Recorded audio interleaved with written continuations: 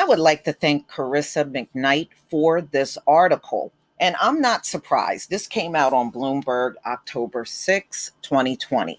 Well, Trump decided to make an announcement that stimulus talks will stall until after the election. And as soon as he made this announcement, the stocks took a nosedive, as you can see on this chart.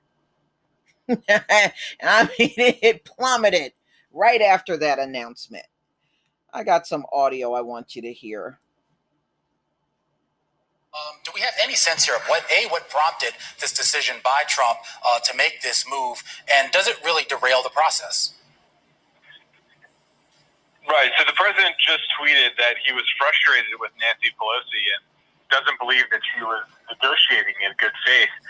He was frustrated over some of the sticky points in the negotiation. But I have to say, it is somewhat of a surprise to see the president order the Republicans to stop negotiating over a new package of stimulus. I'll point out two things. One is that these negotiations had begun to pick up some momentum in with Treasury Secretary Steven Mnuchin on the phone almost constantly with Speaker Nancy Pelosi. And two, you have Federal Reserve Chairman Jerome Powell warning just this morning that the economy is in for a tough ride if they don't get more stimulus. You would think the president would want to jolt the economy with just under a month left before Election Day, but apparently he didn't take that warning very seriously. And indeed, he was tweeting from hospital that he wanted to see fiscal stimulus done, that he was calling for it. So this is quite an about turn. Do you think that this is playing hardball in some respect? He talked particularly specifically about Nancy Pelosi asking for $2.4 trillion of bailout. Is the sticking point for him the fact that the numbers are just so far out of whack from each other in terms of the Republicans wanting to offer only 1.6? It's certainly possible, but I'll point out that the president hasn't really developed a reputation as a deficit hawk. So it's hard to understand why he's balking at the price tag. I mean, the tax cut he enacted itself was a huge blow to the deficit.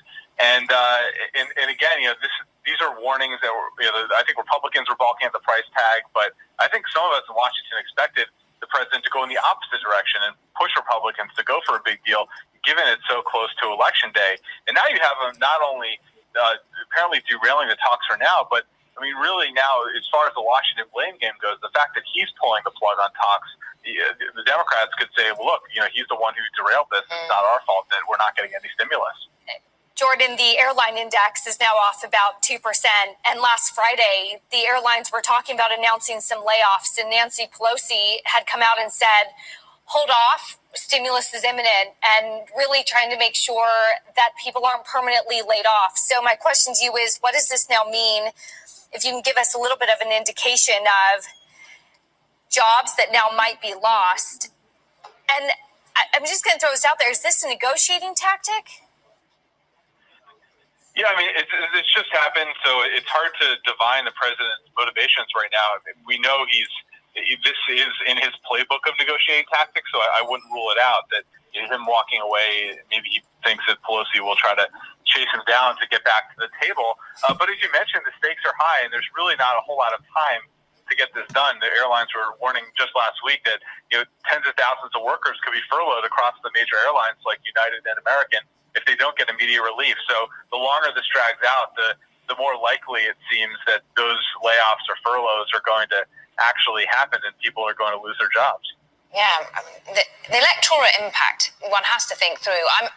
I'm interested in really the reaction that continues to unfold, of course, to him exiting the hospital. There's been, of course, plenty of concern about the way in which he's been able to come back to the White House, and the worry about yet furthermore of his team, those inside the White House, have been succumbing to COVID-19. How is this currently being related to, and how should we be therefore absorbing this sort of news when he's busy on Twitter? It's a great question, and I'll point out that the president came back to the hospital, I think, earlier than a lot of people expected. The first, when he got there, the doctor said he could be up there for up to 5 days. He came back on day 3. So, and he's being treated with a pretty aggressive regimen of treatments right now, including a powerful steroid that is used in a lot of cancer patients. It has some side effects. So there are questions about the president's well-being right now. I mean, the presidential physician released a statement earlier today saying he's in good health, that he's reporting those symptoms, but we still haven't seen the president all today. And so as far as evaluating how he's doing with our own two eyes, it's been a bit difficult today. All right. This don't look good, y'all. So think about this. If he's going to stall this until after the election, then chances are people may not even get a stimulus check. And you know how they love their holiday season. They may not have their little stimulus money. And people have been waiting forever. Remember, the stimulus went out around April, around that time. And think about this. The last time people had that additional $600, I think the last time was July. And folks are hurting out here. So for Trump to make this announcement, a lot of people are going to be angry about this. It could have been resolved because, as they stated, Steve Mnuchin and Nancy Pelosi were actually making headway on, finalizing the package. And Trump shut everything down and ruined the stock market. And I know a lot of people are not going to be happy. The evictions are going on. People still can't find work. And even if you are applying for work, there's like thousands of applicants to the few jobs that are out there. And there's still not enough to go around to everybody. So if you were waiting on this money, Trump is going to make you wait even longer. But y'all, please tell me what you think. Please leave your comment and subscribe. Don't forget to hit on the notification bell, and I'll see you on the next video. Peace, family.